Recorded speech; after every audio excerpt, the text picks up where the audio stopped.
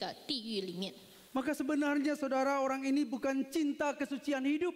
所以很证实了这个人他并不是怕， Dia tidak berzina bukan karena dia membenci dosa, 他并不是因为厌恶罪恶而不犯罪， tapi karena dia takut dihukum oleh Allah. 可是因为他怕被上帝惩罚。 Saudara-saudara yang kasih Tuhan, 弟兄姐妹们， kalau saya bertanya bagi saudara, 如果我问弟兄姐妹们的话， mengapa kita kalau naik motor harus pakai helm? 为什么我们骑电单车、摩托车的时候，我们要戴头盔呢？ Mengapa kalau lampu merah kita harus berhenti? 为什么如果红灯的时候，我们就要停下来？ Saudara, saya memperhatikan orang Indonesia. 弟兄姐妹们，我观察到印尼人， Pakai helm bukan karena mereka sadar bahwa itu untuk keselamatan mereka. 他们戴头盔，并不是因为他们醒悟到这个头盔能够保护他们。 Bukan takut supaya mereka kecelakaan dilindungi. 并不是怕如果出车祸的时候，这个头盔可以保护他。 Tapi lebih takut polisi dan lebih takut uang 50.000-nya diambil polisi. 可是呢，他们更怕这个警察，又更怕他们的5万吨会交给这个警察哈。 Tapi saya yakin di GKKB Pontianak nggak ada yang seperti itu.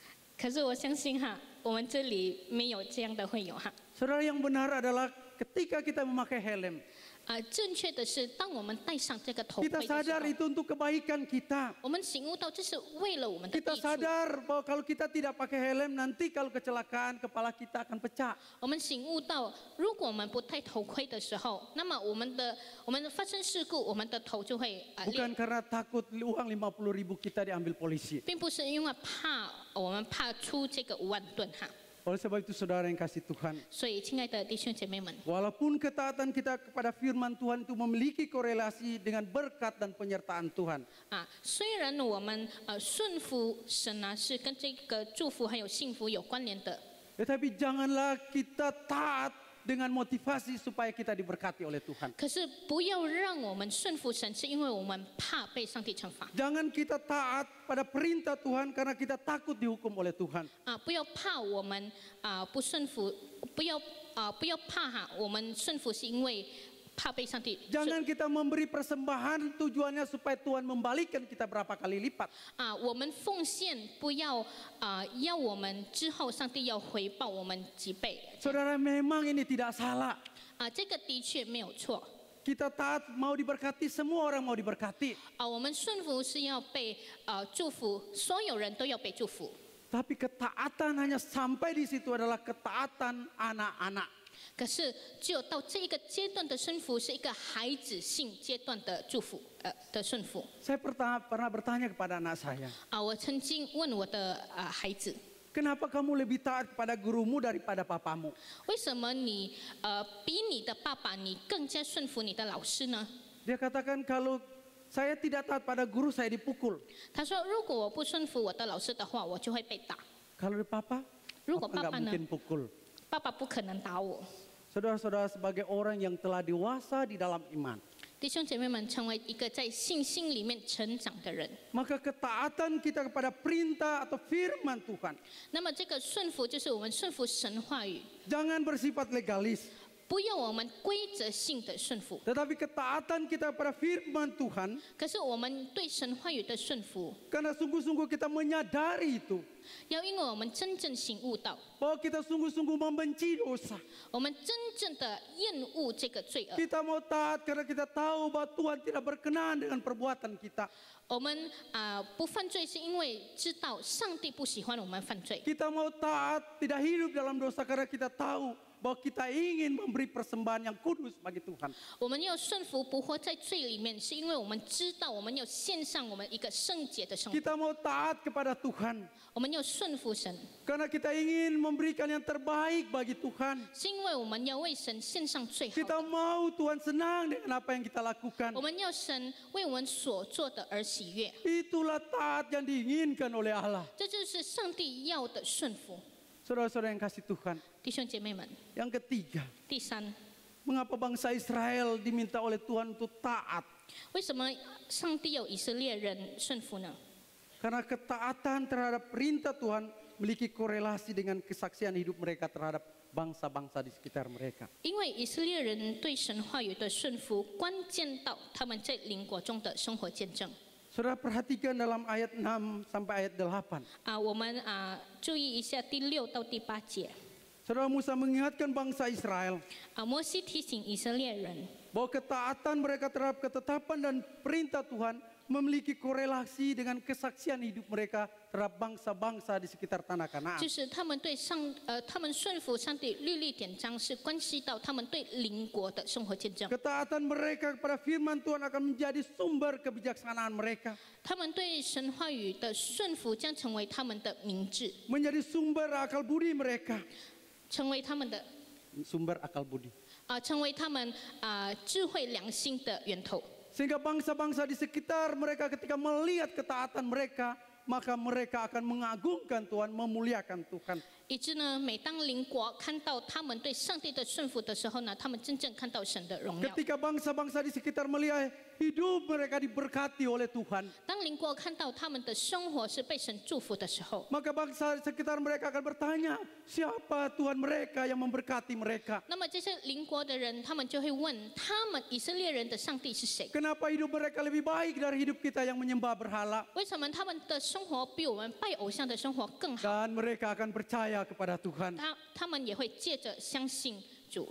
Saudara yang dikasihi Tuhan, 亲爱的弟兄姐妹， perintah dan ketetapan Tuhan atau firman Tuhan itu tidak berubah. 上帝的律例典章是不会改变的。 Ketetapan perintah Tuhan yang diberikan kepada Musa, melalui Musa kepada bangsa Israel, 上帝透过摩西赐给以色列人的律例典 adalah 章 sesuatu yang lengkap dan sempurna. 是完全的。 Sehingga Musa mengatakan, jangan engkau menambah, jangan engkau mengurangi firman ini. 以致摩西说：“你不可以加添，你也不可以减少。” Saudara, perintah Tuhan, ketetapan Tuhan dalam bahasa Ibrani mispat. 在这个希腊文，这个上帝的律例典章，在希腊文就是这个 mispat， atau sedaga. 或者是 sedaga， Berarti ketetapan hukum yang final.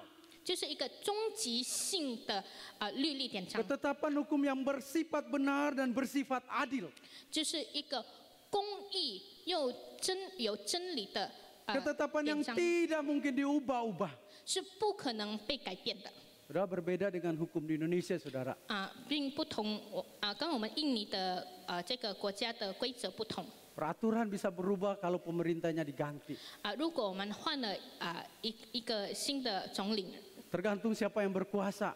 换了新的总领，那么我们的国家的规则就会改变。 Koalisi mana yang lebih kuat, maka dia yang menentukan peraturan. 哪一个党派比较强的，那么他就会做这个国家的规则。 Tapi firman Tuhan yang sudah ditetapkan oleh Allah 可是上帝所定下的规则， tetap berlaku sampai hari ini. 是从以前到现在仍然有效的。 Di zaman Musa dilarang untuk membunuh, berzina, berbohong, maka saat ini pun tetap berlaku. 从摩西的时代，我们不可以犯奸淫，我们不可以说谎话，到现在也都还是这样有效。 Alkitab mengatakan bahwa hukum Tuhan itu kekal dan kekal. 圣经说，上帝的这个律法是永恒的， Firman Tuhan itu tidak mungkin berubah. 神的话语是不可能改变的。 Namun manusia yang suka menambahkan, manusia yang suka mengurangi, 但是是人类喜欢加添，喜欢减少。 bahkan manusia suka menafsirkan sekehendak dirinya sendiri. 人类呢，甚至喜欢照自己的意思去理解这段经文。 Oleh sebab itu tidak heran hari ini kita melihat ada banyak orang memiliki pengetahuan firman Tuhan yang baik. 所以今天我们不会好奇如果有很多人对这个神的话语有好 Tahu 的了解， ketetapan Tuhan, 他知道上帝的律例 tahu 典 apa yang 章， diinginkan Tuhan, 知道上帝的旨意， tapi tidak mampu untuk melakukan firman itu dalam hidupnya. 可是在他的生活上，他并没有完全的诠释出来。 Banyak orang percaya hari ini seperti ahli Taurat. Seperti ahli Taurat 有很多的信徒就好像这些的祭司yang suka menambah, mengurangi firman Tuhan. 很喜欢加添减少神的话语。 Banyak orang hari ini suka mendengar firman yang baik-baik, yang enak-enak saja.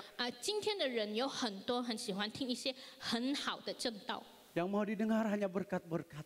要听的只是祝福。 Yang bersifat menegur dosa, dia tidak mau dengar. 有一些劝勉罪恶的，他就不要听。 Ada orang mengatakan kepada saya, Pak, ini wilayah abu-abu, Pak. 有人跟我说哈，这个是灰色地带。 Saya katakan di dalam firman Tuhan tidak ada abu-abu, yang ada hitam, ada putih. 我说在神里面并没有灰色地带，有的就有 Yang 黑 mengatakan 或白 abu-abu itu adalah diri kita sendiri karena kita ingin menyesuaikan diri kita dengan firman Tuhan. 决定那一切的是我们自己，因为是我们聆听神的话语。 Kita mau firman Tuhan mengikuti keinginan kita sendiri, 我们要神的话语跟随我们的意思， bukan kita mengikuti firman Tuhan. 并不是我们跟随神的话语。 Hari ini kita memasuki satu zaman yang disebut zaman pasca modern. 今天呢，我们已经进入这个后现代的时代， Satu zaman yang lebih berbahaya dari zaman modern. 是一个比现代更危险的时代。 Satu zaman yang ditandai dengan pemikiran relativisme. 就是一个有很多选择性的时代， Yaitu suatu keyakinan bahwa tidak ada kebenaran yang absolut. 就是没有绝对的真理。 Alkitab atau firman Tuhan itu bukanlah kebenaran yang absolut. Alkitab atau firman Tuhan itu bukan kebenaran yang absolut. 圣经的真理并不是一个绝对， Jadi itu bersifat relatif. 是一个相对性的 Tergantung siapa yang menafsirkan. 要看是谁理解。 Kalau dia menafsirkan begini, dia ikut itu. 如果他这样诠释，那么就是这样。 Saudara, suatu pemikiran di mana tidak ada suatu kebaikan yang absolut. 就是在现在时代没有一个绝对的真理。 Benar bagi saya belum tentu benar bagi orang lain. 对我来说的正确，对他人来说并不是一样。 Baik bagi saya belum tentu baik bagi orang lain. 对我来说是好的，对他人来说并不是好的。 Semua tergantung konsensus. 这一切都是一个共识来的。 Selama itu tidak merugikan orang lain, 只要他不亏损别人， maka itu tidak masalah saya lakukan. 那么我做并没有关系。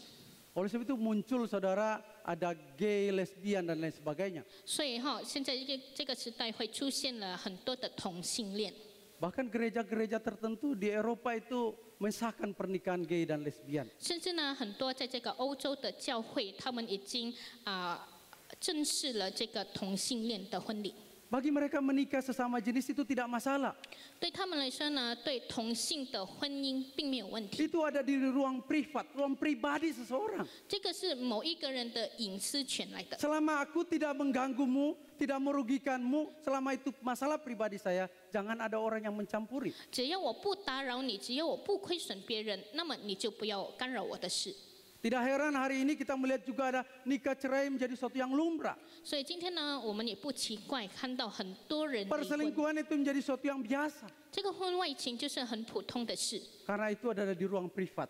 因为这是在我们的隐私权里面。 Saudara, selamat itu tidak merugikan orang lain. 弟兄姐妹们，只要那个不亏损别人， Maka mereka berhak untuk melakukannya. 那么他们就有权利去做。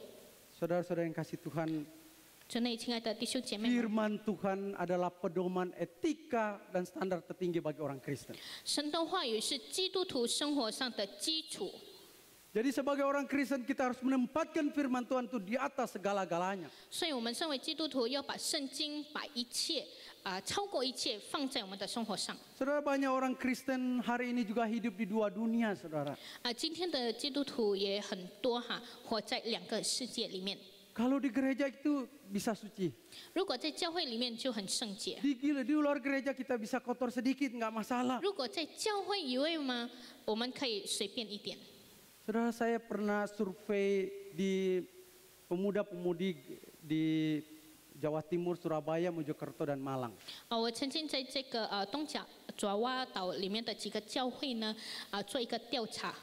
Pada tahun 2000 saya membuat satu survei tentang perilaku remaja dan pemuda di gereja. 就是我做了一个青少年在教会的行为的调查， Secara khusus berhubungan dengan lawan jenis. 特别是跟他们异性的调查。 Saudara, ketika sampel itu saya kumpul dan saya membaca, saudara. 当我们把他们都收集起来，我看的时候， Ternyata pergaulan anak remaja, pemuda, bahkan aktivis gereja 原来这个青少年甚至呢教会活跃分子他们的交际 tidak jauh lebih baik dari orang di luar. 并不比其他人教会以外的人好， Bahkan lebih parah. 甚至更坏。 Saudara, Saya katakan kalau demikian, 我就说，如果是这样的话， bagaimana firman itu, ketaatan firman itu menjadi saksi bagi banyak orang. 这个顺服神的话语又怎么样成为其他 Kalau 人的见 perilaku 证？ hidup orang Kristen saja seperti itu, 如果连基督徒的生活行为都这样的话， bagaimana orang akan memuliakan Tuhan? 其他人要怎么样去荣耀神？ Bagaimana orang akan memuji, mengagungkan Tuhan ketika sikap hidup kita tidak benar? 当我们的生活行为都不对的时候，那么其他人又要怎么样的去荣耀上帝？ Saudara, zaman boleh berubah, 弟兄姐妹们，时代可以 dunia 改 boleh 变， berubah. 世界可以改变， Tapi sebagai orang percaya, 可是作为信徒， kita memiliki standar moral, standar etika.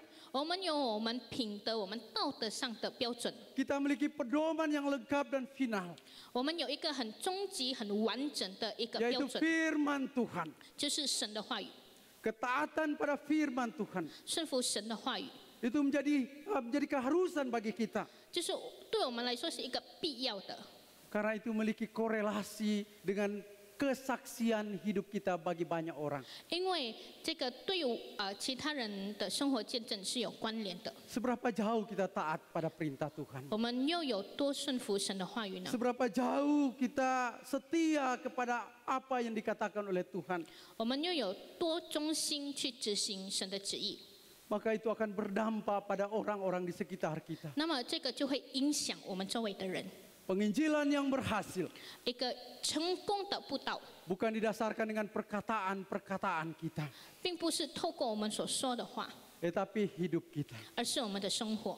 Menyampaikan Injil dengan perkataan itu penting, 透过话语来传讲福音是重要的， tetapi jauh lebih baik adalah kehidupan kita yang terpancar di lingkungan di mana kita berada. 可是更好的是，无论我们在何处都好，是我们生活上所彰显的事，那是最重要的。 Apakah ketika orang melihat kehidupan kita, kehidupan keluarga kita, pekerjaan kita, sikap kita, itu orang mengatakan dia orang Kristen yang baik? 每当人们看见我们的生活、我们的事业、我们的侍奉的时候，人们是否会说我们是一个好的基督徒？ Atau orang mengatakan, 又或者人家会说， kok orang Kristen seperti itu?